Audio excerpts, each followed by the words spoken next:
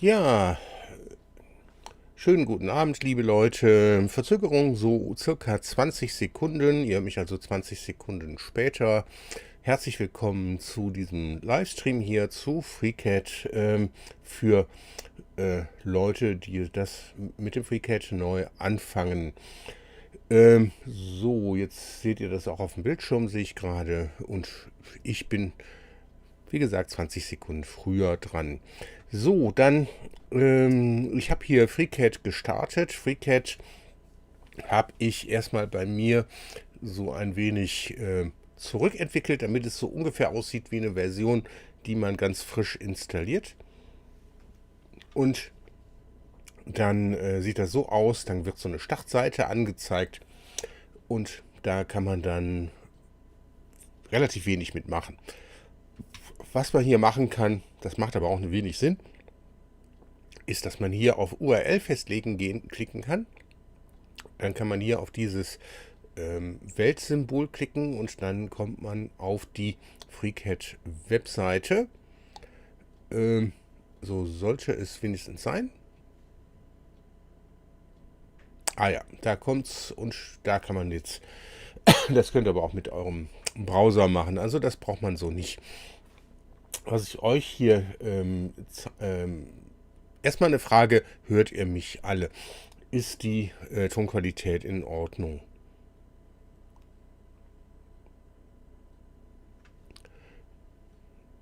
So, das sollte jetzt so langsam bei euch angekommen sein. Mit der Tonqualität hört ihr mich? Bin ich gut zu verstehen?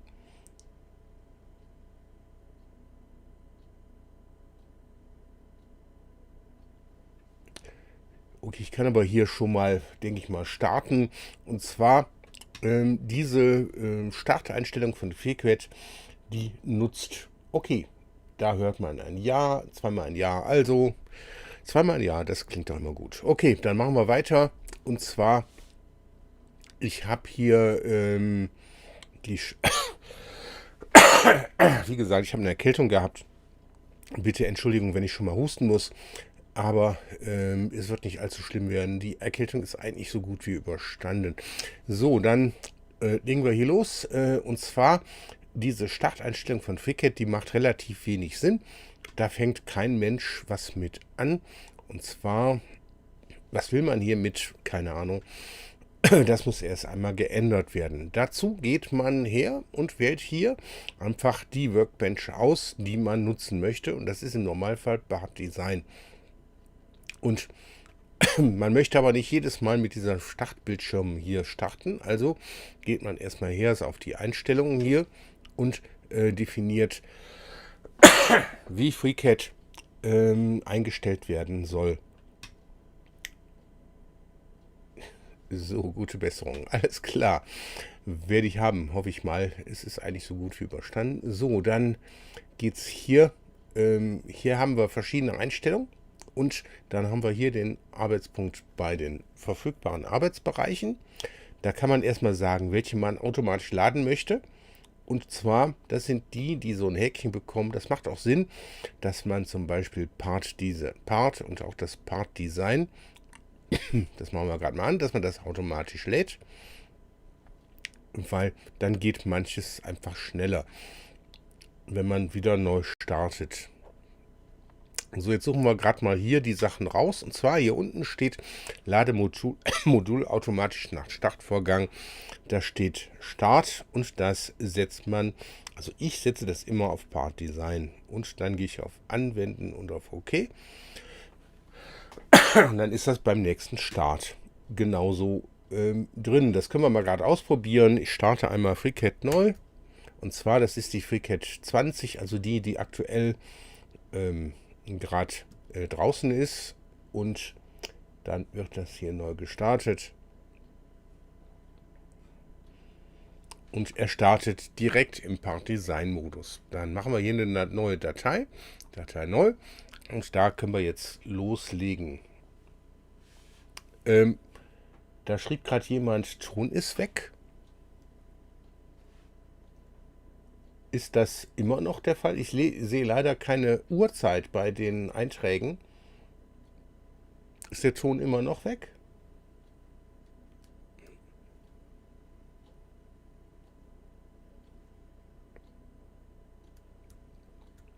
Ich schaue mal gerade in meinen OBS. Ja, da ist der Ton aber da.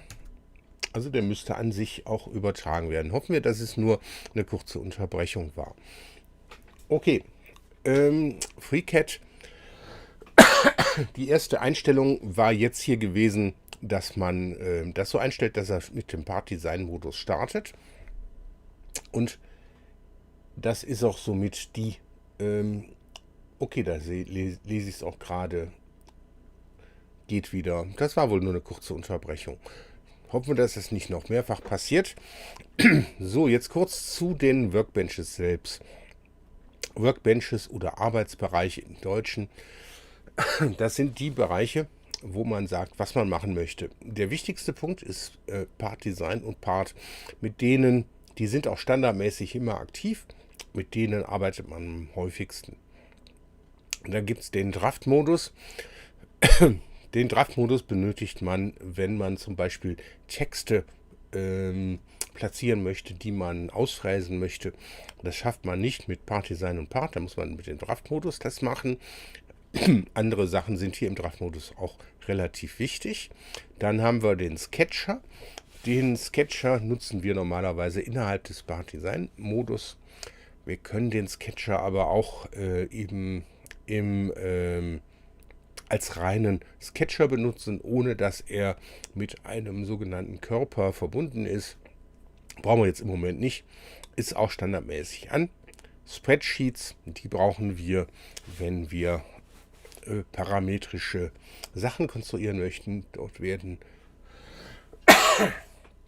Variablen abgelegt, Werte etc.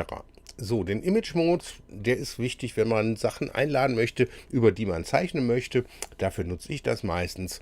Mesh Design, da kann man Sachen importieren als Meshes, um zum Beispiel daran was zu ändern. Das macht man relativ selten.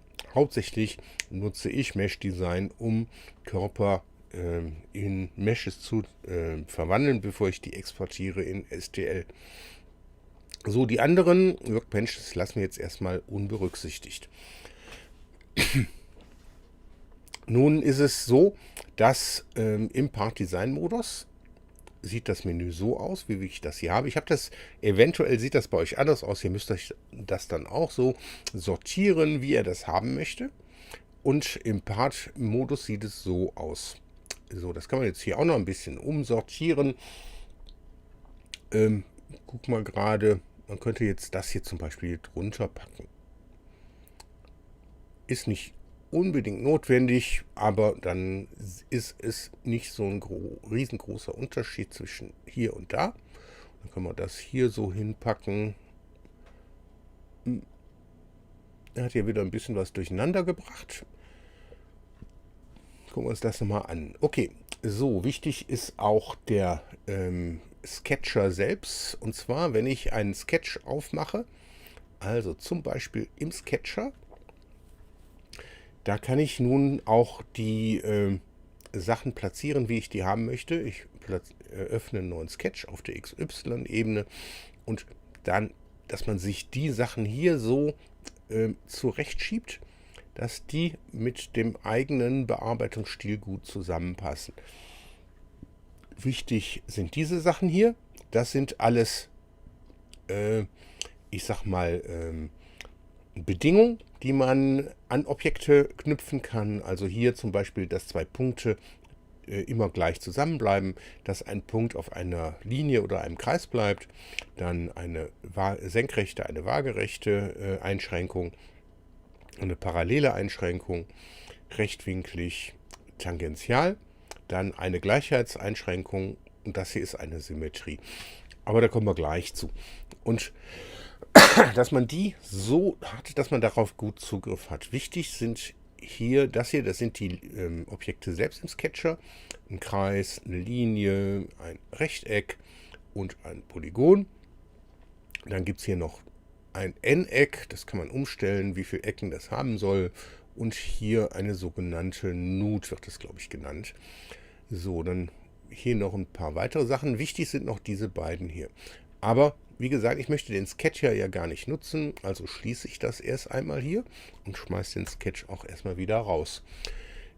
So, jetzt fällt auf, dass wenn ich hier zwischen Part wechsle und Part Design, dass da sich das ganze Menü hier ändert. Es gibt aber Funktionen im Part-Modus, die ich gerne im Part-Design-Modus auch oder zusätzlich haben möchte. Und das macht man über sogenannte Anpassungen. Und zwar, das geht hier über Werkzeuge, muss ich gerade schauen, wo war das? Doch, Benutzer definiert, da haben wir es. Wir sind jetzt im Part-Design-Modus und dann kann ich hier ganz einfach hergehen und mir eine neue Symbolleiste definieren. Das machen wir einfach hier, wenn Part-Design-Modus, ja, ich möchte eine neue Symbolleiste haben und die heißt Part. Okay, da ist die. Und da kann ich jetzt hier auswählen, aus welchem Bereich ich denn was importieren möchte. Jetzt heißt das leider nicht Part, sondern das heißt, da muss ich gerade immer suchen. So, Datei. Teilekonstruktion heißt das. Ne, Teilekonstruktion ist Part Design, Formteil ist Part. Und dann kann ich mir jetzt hier überlegen, welche Part-Funktionen möchte ich denn aufrufen. Also die boolsche Operation, ja. Einmal markieren, hier rüber. Boolean Fragments bin ich mir nicht ganz sicher. Ich mache es auch mal rüber. So, dann haben wir Geometrie überprüfen. Ja, das kommt immer gut. So, der Schnitt, den möchte ich auf alle Fälle haben. Verbund, Compound Filter. Mal schauen. Explode Compound, das können wir auch benutzen. Extrudieren auf alle Fälle. Vereinigung, ja. So, dann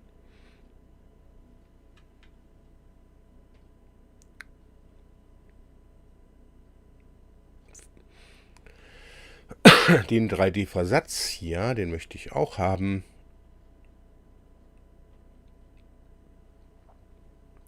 Slice Apart, die ist wichtig, die Funktion.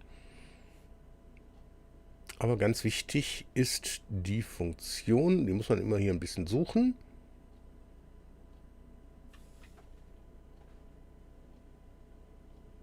Na, wo bist du denn?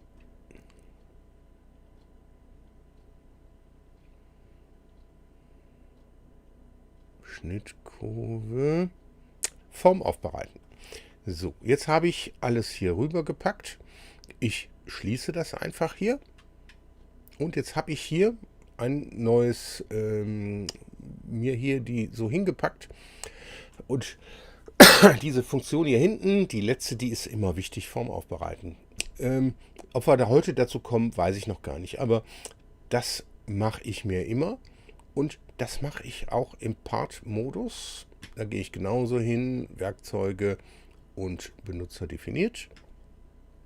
Symbolleisten und wir sind im Part-Modus. Okay. Wir müssen aber auch hier eine neue machen und zwar, die nennen wir jetzt auch Part. Und dann können wir hier genauso beim Formteile boolsche Operation. Ne, Doppelklick geht hier nicht, also wirklich markieren, da draufklicken. Boolean Fragments. Geometrie überprüfen. Schnitt.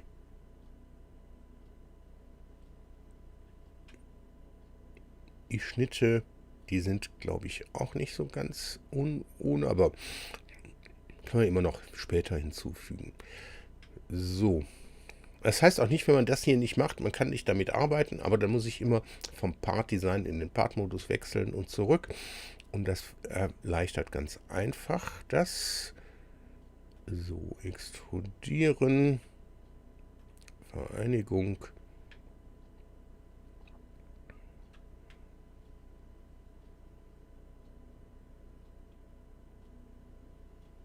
3D-Versatz.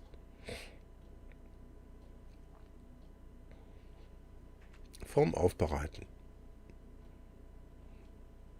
Ich glaube, das waren alle. So, die habe ich jetzt hier. Und hier kann man jetzt noch sich im Part-Modus das ein bisschen zurechtrücken, dass es da hinten nicht so lang wird.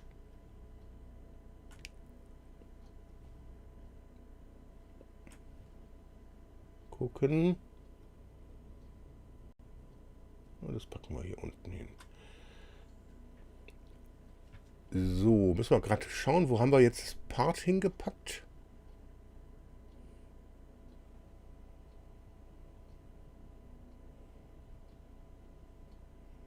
Können wir nochmal in die Werkzeuge benutzerdefiniert gehen.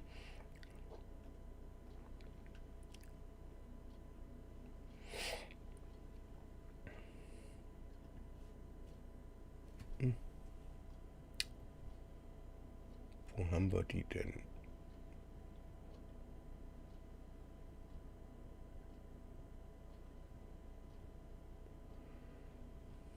Muss man gleich schauen. Okay. So, wie gesagt, starten tun wir hauptsächlich im Part-Design-Modus. Und da habe ich jetzt hier diese Zusatzsachen mir hier reingelegt. Jetzt hat er die wieder nicht. Das finde ich doch wirklich toll. Werkzeuge, Benutzer definiert, Symbolleisten, Part.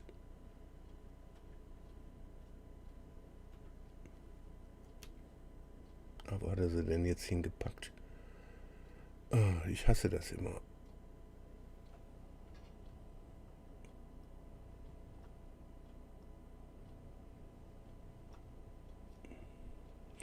Okay, ich würde sagen, wir fangen einfach mal an. So, im Part-Design-Modus erzeugt man sogenannte Körper. Körper bedeutet, entweder ich klicke auf dieses blaue Würfelchen hier und dann habe ich, wenn ich hier auf Modell umgehe, hier einen sogenannten Body, also Englisch für Körper. Dem kann ich einen Namen geben, also jetzt zum Beispiel Test. Muss man nicht, kann man. Dann kann ich, das macht man normalerweise, einen Sketch hier definieren. Sketch kommt standardmäßig auf eine der 3 Ebenen. Da, irgendwo muss man ja beginnen. Und ich nehme da in den meisten Fällen ist das bei mir die XY-Plane. Die kann ich hier auswählen. Ich kann die aber auch hier auswählen. Und da werden jetzt entsprechende Grundzeichnungselemente eingefügt. Die sollten er hat gerade, ist ganz oben. Okay, wir gehen mal hier raus. Ach, ja toll, ne? So, machen wir es mal lieber so. Danke für den Hinweis. So, ich kann jetzt hier den Sketch wieder doppelklicken und dann sind wir wieder hier drin. So, dann fangen wir hier an. Was wollen wir konstruieren? Ich sage jetzt einfach mal, normalerweise fängt man an mit irgendeiner Kiste, wo man was reinpacken kann. Und das ist normalerweise ein Rechteck. Also zeichne ich hier ein Rechteck. Und dann dieses Rechteck soll gewisse Maße haben und vor allen Dingen auch um den Mittelpunkt möglichst zentriert gezeichnet werden. Um das Zentrieren, um den Mittelpunkt hinzubekommen, selektiert man eine der Ecken, die gegenüberliegende Ecke und den Mittelpunkt.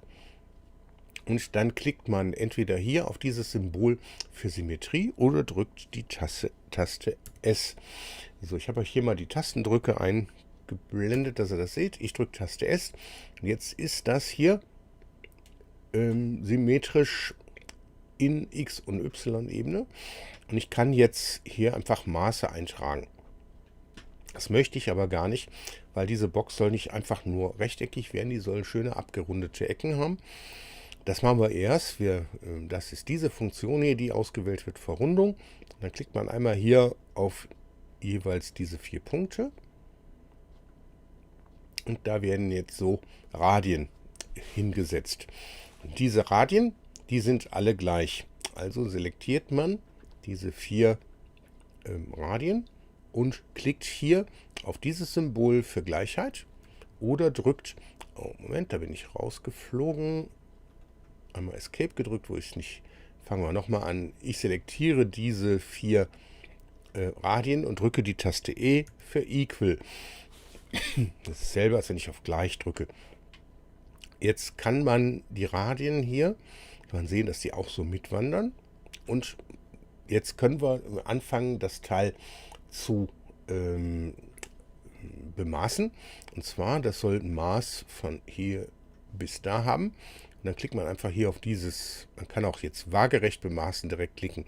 Muss man in dem Fall nicht. Die sind waagerecht, aber machen wir es ruhig mal. Eine waagerechte Bemaßung. Und zwar, das soll 70 mm soll das breit sein. Dann können wir das Maß hier ein bisschen schöner machen. Dann haben wir das Maß hier. Dann nehmen wir jetzt die vertikale Bemaßung. Und das soll 50 werden. So, jetzt geht es um diese Radien hier. Hier kann man auswählen, möchte man einen Radius festlegen, einen Durchmesser oder automatisch Radiusdurchmesser. Die automatisch Radiusdurchmesser-Funktion ist cool. Und zwar, die bemaßt, wenn etwas kein Vollkreis ist, immer ein Radius. Und wenn etwas ein Vollkreis ist, immer ein Durchmesser. Da kommt man eigentlich fast immer mit zur Rande. Also nehmen wir die einfach. Ich bemaße diesen Radius hier und der soll werden 8 mm. So, jetzt habe ich die Box schon mal vorzeitig erzeugt. Ich kann jetzt hier noch etwas, was die Wandstärke angeht, direkt reinzeichnen. Und das werde ich aber in einem anderen Modus machen. Und zwar, ich stelle jetzt hier, indem ich einmal Escape gedrückt habe, ich habe nichts mehr aktiv, klicke ich hier auf dieses Symbol, was zwischen Rot auf Blau gestrichelt umstellt. Da passiert erstmal nichts, außer dass diese ganzen Teile hier einen blaue Farbe bekommen. Und da kann man genauso mit zeichnen, wie man das gerade gemacht hat. Das heißt, wir haben hier dieses Rechteck und da muss ich jetzt mal gerade schauen. So, leider ist die symmetrische Sache hier nicht mit übernommen worden. Das heißt, da müssen wir einmal hier, das mache ich jetzt hier über die Mittelpunkte dieser Kreise und da machen wir ein S. So, das machen wir jetzt hier einfach auch genauso. Ich mache, bevor ich da irgendwas mit symmetrisch mache, erstmal diese Radien hier dran. So, die werden genauso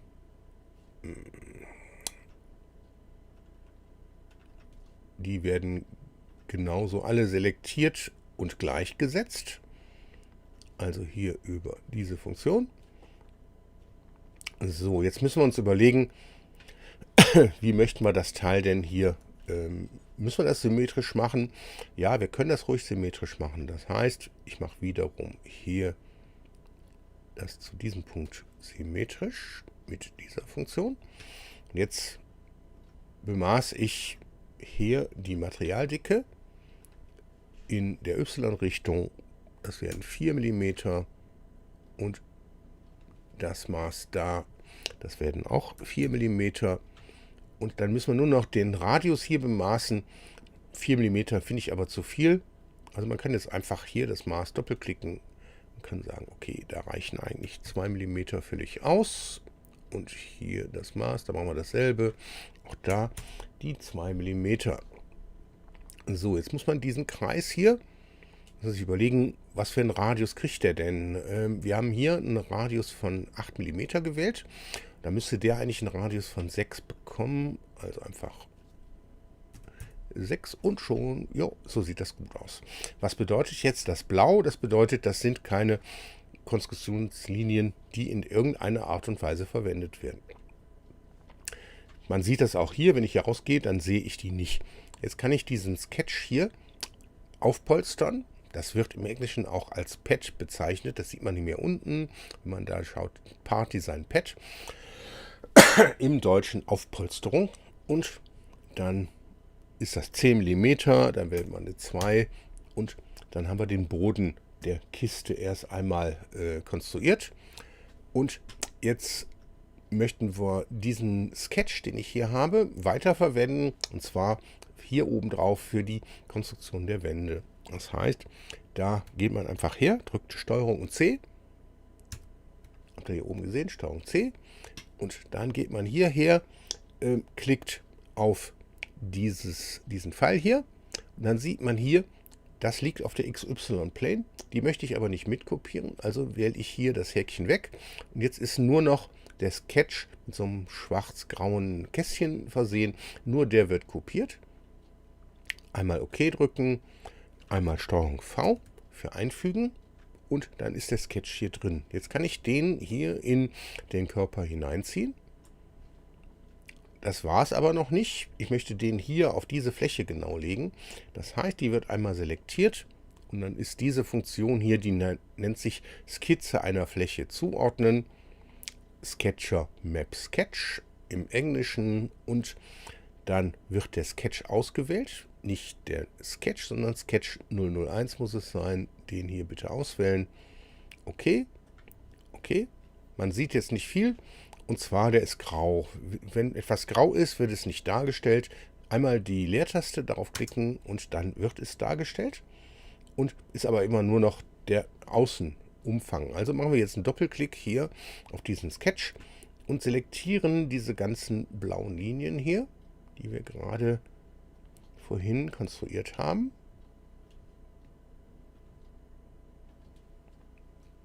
Und dann klickt man wieder auf dieses Symbol hier, was vorhin hier die ganzen Dinger blau gemacht hat. Und dann werden die auf einmal hier alle grün. So, dann machen wir das hier auch noch weg, dass das hier auch nicht mehr blau ist. Ist aber nicht wichtig. Und wir schließen das Ganze und schon haben wir auch diesen inneren Verlauf der Wand sichtbar. Das kann jetzt einfach auch aufgepolstert werden.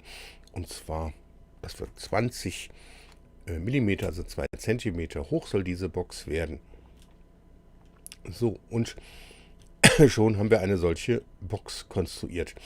Die parametrische Konstruktion, man kann jetzt das Ganze hier sich eine Tabelle dazu erzeugen und dann dort Werte reinschreiben, die abändern, und dann kann man sich das beliebige Boxen im Prinzip innerhalb 0,x neu erzeugen lassen und dann exportieren und drucken.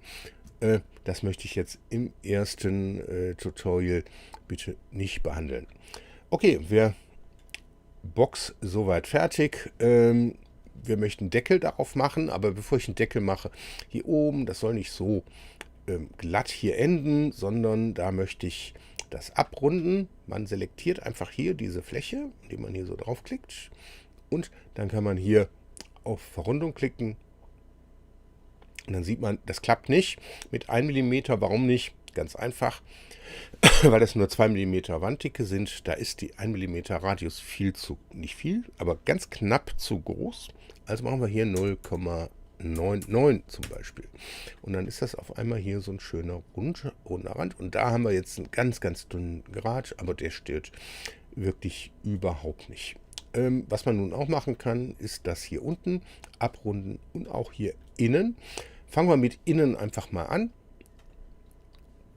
Ja, das sieht ganz nett aus. Und dann machen wir das hier unten auch noch.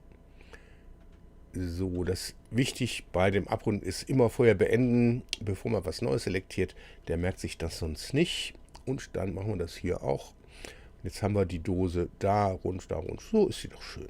So, die lässt sich so ganz einfach drucken. Und jetzt soll ein Deckel darauf konstruiert werden. So, der Deckel, den kann ich jetzt daneben konstruieren, aber am liebsten würde ich den auf die Dose selbst konstruieren. Und wie macht man das? Okay, einmal, das kann nicht derselbe Körper werden, weil das muss ein neuer Körper werden, Deckel. So, das hier, das können wir jetzt mal umbenennen in Dose zum Beispiel. Und einen neuen Körper machen wir, indem wir hier nochmal dieses blaue Ding drücken und dann haben wir hier einen neuen Körper. Der heißt jetzt Deckel als Beispiel und der kann direkt Sachen übernehmen aus der Dose. Und zwar im Prinzip genau die Zeichnung, die wir jetzt gerade genutzt haben. Der Deckel wird größer und ein bisschen größer auch nach außen, dass er da schön drauf passt. Aber die Sachen, die ich gerade hier konstruiert habe, den Sketch 01, den hätte ich ganz gerne genutzt. Also gehen wir her. Ich drücke STRG C. Dann haben wir hier den Sketch 001. Jo, den möchte ich haben. Dann hier das Pad, das wird wieder deaktiviert. Dann habe ich nur diesen Sketch. Einmal OK drücken, dann STRG V. Und jetzt kann ich diesen Sketch hier einfach in den Deckelkörper reinziehen. So, dann können wir den doppelklicken und so sieht er aus. Sieht man, der ist ja doch ein wenig zu klein, weil der ist ja, muss nach außen größer werden. Also fangen wir damit an. 2 mm. Machen wir noch ein bisschen mehr. Das sind 2 mm links und rechts, also 74, ich mache mal 75 daraus. Und aus diesem Maß hier, da mache ich auch nicht 54, sondern 55.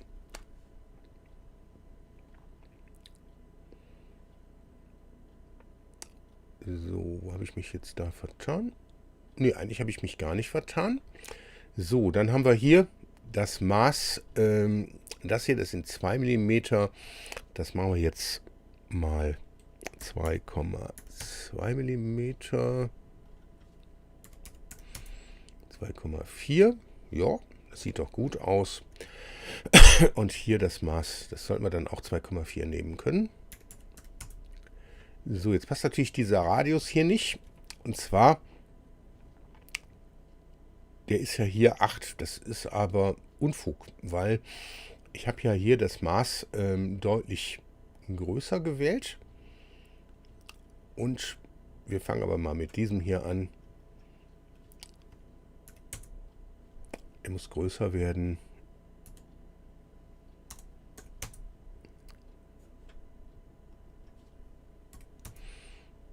Da machen wir 8. Okay. Das wären dann 10. Jo. So sieht das ganz gut aus für den Deckel. Und wir schließen das Ganze. Also jetzt wird der Deckel hier unten irgendwo drauf konstruiert. Möchte ich eigentlich nicht. Ich hätte jetzt direkt eine sogenannte Datum Plane definieren können. Ich kann aber auch Folgendes machen, indem ich einfach jetzt den Deckel hier anklicke und auf Transformieren gehe. Und dann kann ich hier mit diesem blauen das hier so hochziehen. Gucken wir uns das mal hier so an. Da wäre ja das, dass es oben so abschließt, aber der Deckel soll ja so ein bisschen runtergehen. Ich gehe mit 1 mm Schritten. 1, 2, 3, 4. Müsste 5 sein. Sollte als Deckelüberstand. Machen wir es ruhig so. So, das reicht. Und dann erzeugen wir jetzt hieraus eine Aufpolsterung.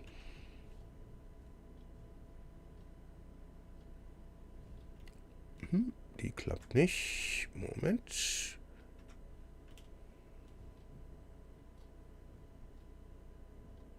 Warum nicht? Den machen wir erstmal wieder komplett sichtbar. Gucken wir uns den Sketch nochmal an hier. Ist da irgendwas falsch? Nee, eigentlich nicht.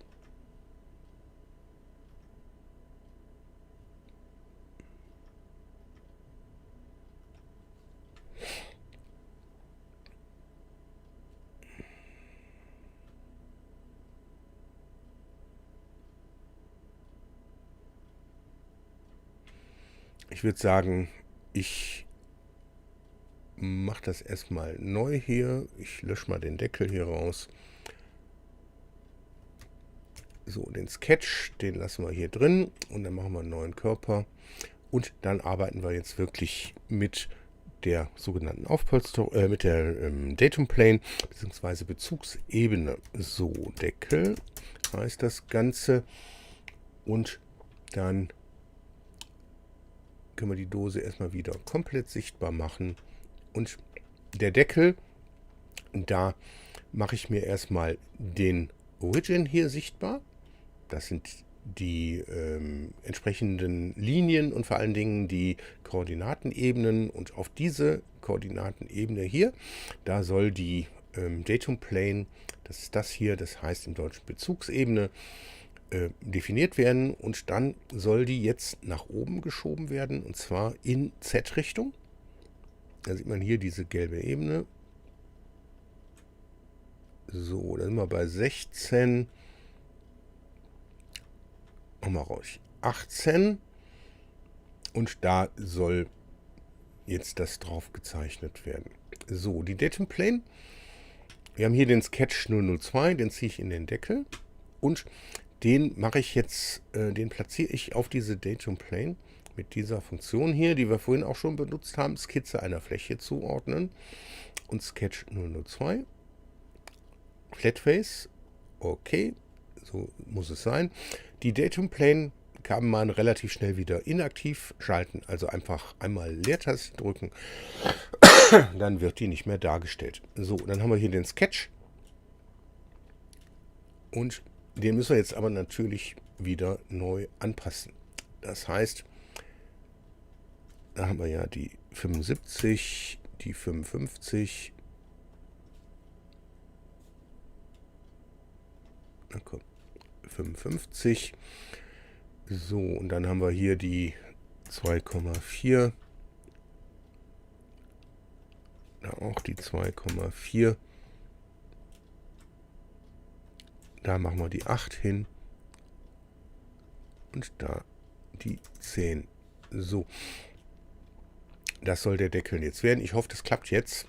So, dann können wir den Sketch hier nehmen und eine Aufpolsterung machen. Und ja, so klappt der Deckel auch. Der ist aber viel zu hoch.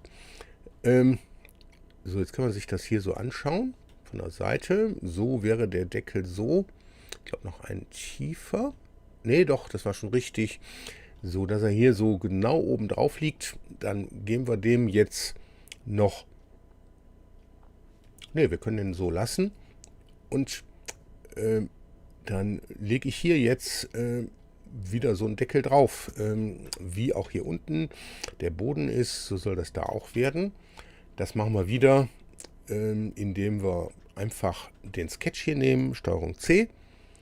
Dann wieder die Datum Plane hier ausschalten, dass nur noch das grau ist. Einmal OK drücken und Steuerung V. Dann packen wir diesen Sketch in den Deckel rein, in den Körper. Und jetzt muss der hier auf diese Fläche gelegt werden. Wiederum mit dieser Funktion Skizze einer Fläche zuordnen.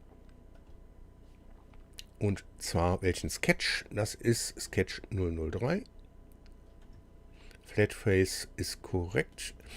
So, und die liegt jetzt wirklich hier oben drauf. Und da muss man jetzt wieder Folgendes machen, dass man diese inneren Linien hier wieder blau macht. So, das heißt, die werden alle selektiert.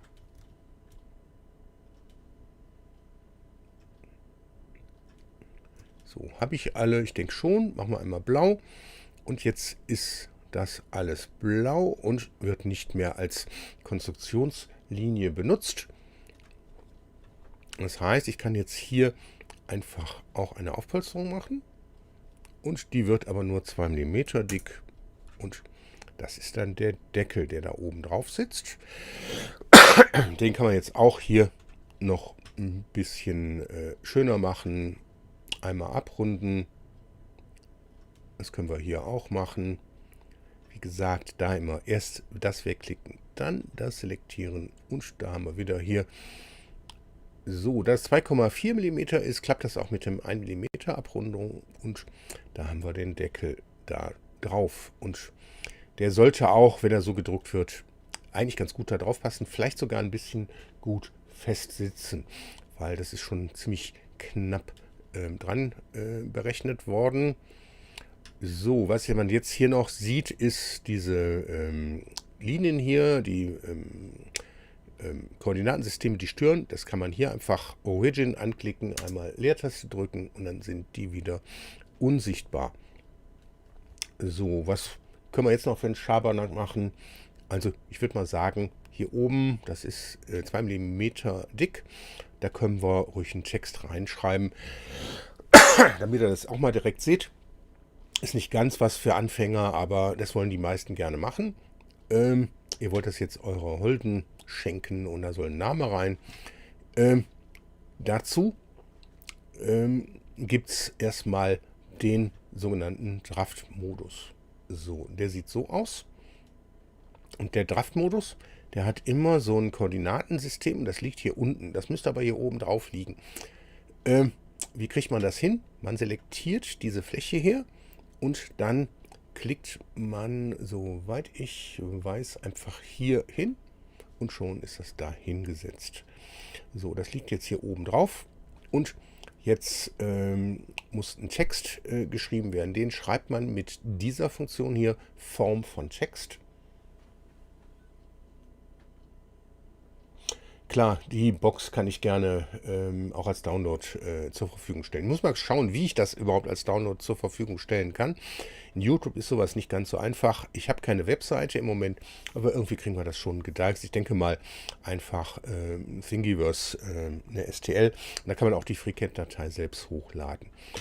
So, dann hier soll jetzt der Text drauf mit dieser Funktion hier und da schreiben wir jetzt was rein. Und was muss man dafür haben? Eine Schriftartendatei. So, da empfehle ich einfach Schriftarten aus Windows sich in ein Verzeichnis zu packen. In meinem Fall sind es Schriftarten aus Linux, weil ich nicht unter Windows arbeite, aber funktioniert genauso. Das heißt, und dann geht ihr hierher und wählt das Verzeichnis aus dem ihr solche Schriftarten holt. Das ist bei mir hier einfach, das Verzeichnis heißt Font oder Fonts. Muss ich mal gerade schauen, da haben wir es, Fonts. So, und dann gibt es einen Font, den hat Windows natürlich auch, das ist Arial. Dann tippt man hier einfach Arial, wählt hier Arial TTF aus und geht auf Öffnen. Dann steht der hier drin. Die Höhe der Schrift ist 10 mm. Das ist relativ knapp. Da machen wir mal 30 raus und die Zeichenkette Standard, die müssen wir da nicht nehmen. Dann nehmen wir jetzt einfach YouTube. So, dann kann man hier anwählen, wo möchte ich die hinhaben, die Schrift. Ich sage mal, ich möchte die da beginnen lassen. Hat er das gemacht? Ich glaube schon. Oh, das ist ein bisschen groß, ne? Gut, dann kann man den hier einfach nehmen und kann hier die Parameter ändern. Also 30 ist zu groß oder aber ich muss was Kürzeres schreiben. Also nicht YouTube, sondern machen wir einfach was völlig, machen wir ABC daraus. So, das ist immer noch ein bisschen groß. Dann machen wir das hier mal auf 20. So, das ist jetzt der Text. Den kann man jetzt noch verschieben. Das machen wir mit dieser Funktion hier. Und dann kann man den hier einfach sich so schön auf die Box verlegen. Aus diesem Shapestring, da geht man jetzt in den Draft-Modus, in den Part-Modus hier hinein und macht eine sogenannte Extrusion.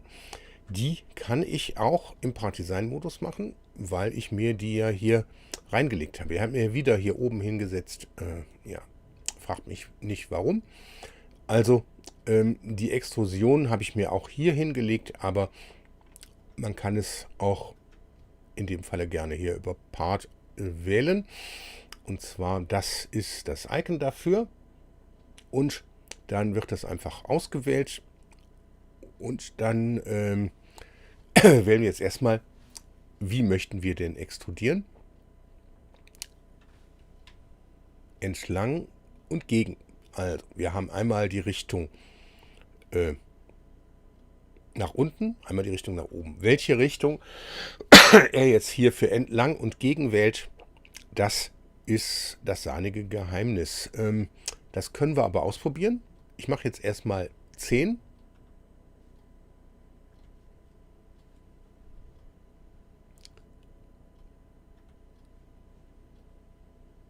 Ich habe aber nicht selektiert. Gehen wir nochmal raus. Shape String und dann die Extrusion wählen. So, wir machen 10. Da sieht man, das geht nach oben. Okay, das heißt, wir können jetzt hier Extrude auswählen und dann haben wir hier längs Forward, längs Reverse. Die 10 nach oben, die stören nicht weiter. Da machen wir mal ruhig mal eine 1 raus. Ich will nur, dass ich oben so ein bisschen Überstand habe. Und nach unten, da machen wir es auch 1. Und zwar, der soll 1 mm da reinfräsen. Und dann können wir einfach, mehr muss man da im Prinzip gar nicht machen. Was sich hier lohnt, ist, dass man eine der Funktionen, die ich gerade vorhin definiert hatte, die Form aufbereiten, nutzt. Einmal auswählen und dann haben wir hier einen solchen 3D-Körper. Wir machen aus dem Deckel auch einen solchen 3D-Körper. Das mache ich jetzt im Part-Design-Modus. Obwohl, das hätte ich, ist egal. Komm. So, er hat mir die wieder da oben hingepackt. Frag mich nicht warum. Also, ich mache jetzt aus dem Deckel auch ein solches 3D-Objekt. Jetzt habe ich also die Dose, die können wir ausblenden. Ich habe den Deckel als ein neues 3D-Objekt und ich habe das, was ich da rausschneiden will. Hier unten sieht man, das kommt unten nicht raus, also es wird nicht da ein Loch reingestanzt. Und das soll jetzt geschnitten werden. Das heißt, den Deckel selektieren, dann mit der, ich muss mal gerade mit der Steuerung-Taste, nicht mit der Shift. Geht, glaube ich, beides. Okay, also Deckel, Steuerung-Taste, Extrude 001 und dann hier in diesem Bereich hier den Schnitt auswählen. Ne, nicht den Schnitt, die Differenz. Ich hoffe, die habe ich da überhaupt reingepackt. Gucken wir uns das mal an. Boolean Fragments. Leider nein. Also müssen wir es im Part-Modus machen. Und da haben wir hier, das ist die Differenz. Da habe ich sie auch reingepackt. Na toll. Okay. Einfach auswählen und dann macht er hier aus diesen 2 Körpern einen Cut. Und da sieht man hier, das ist auch da so reingeschnitten. Da kann man jetzt wieder den Cut selektieren und wieder die Form aufbereiten wählen. Dann hat man wieder einen solchen 3D-Körper. Und aus dem kann man jetzt einfach im Part-Design-Modus wieder einen neuen Körper machen. Indem man einfach den Körper hier anklickt. Jetzt haben wir hier einen neuen Körper. Den nenne ich jetzt auch Deckel, der kriegt dann automatisch den 002. Und dann haben wir hier die Dose. Und ich habe jetzt Deckel und Dose halt gespeichert mit den Buchstaben A, B, C. Die kann man jetzt nachträglich ändern und dann eben das exportieren. Und da wird gerade gefragt, wozu gibt es FreeCAD? Okay, wozu gibt es FreeCAD? FreeCAD ist dafür da, um 3D-Objekte zu konstruieren, die man zum Beispiel auf einem 3D-Drucker ausdrucken kann. Das heißt, ich kann jetzt einfach diese Dose hier nehmen und exportieren als ein STL. Dann wählt man hier das aus, STL-Mesh. Das ist das falsche Verzeichnis dafür. Dann nehmen wir jetzt einfach mein Home-Verzeichnis und unbenannt Dose STL. Wird gespeichert. Und jetzt kann ich das in einem Slicer für einen 3D-Drucker einfügen und kann hinterher dann diese Dose als Kunststoffobjekt drucken lassen. Das dauert auch nicht allzu lang für so eine kleine Dose. Ich sag mal 20, 40 Minuten, dann ist die Dose fertig. Den Deckel, den druckt man umgekehrt, liegend. Und dann, wenn man die beiden Sachen fertig hat, kann man das halt nehmen als Dose, kann es verschenken oder wie auch immer. Da muss auch nicht ABC draufstehen, da kann jetzt draufstehen, mein liebes Schatzilein oder was auch immer. So, ich hoffe, das war genügend Information dazu. Ich speichere erstmal das hier ab. Speichern unter. So, da habe ich hier so ein Verzeichnis FreeCAD und dann gebe ich dem meistens hier ein entsprechendes Verzeichnis 2022 12. Was haben wir heute? Den 23. Und das ist Tutorial. So. Und da gebe ich dem jetzt einen Namen. Dose Tutorial. Dann kann ich die nächsten Tage, wenn ich Zeit finde, bei Thingiverse hochladen. Ja, das gibt 2 STLs natürlich. Das heißt, ich exportiere die Dose solo, exportiere den Deckel solo und muss dann auch beides im Slicer. Ich mache sowas immer getrennt. Ich drucke so Sachen nicht zusammen. Das heißt, ich drucke die Dose und danach drucke ich den Deckel. Den Deckel, wenn man den auf den Kopf dreht, dann wird das zwar nicht so super gut sichtbar mit der Schrift, aber man wird es erkennen können und man kann ja dann mit dem Edding oder wie auch immer das hier in schwarz machen.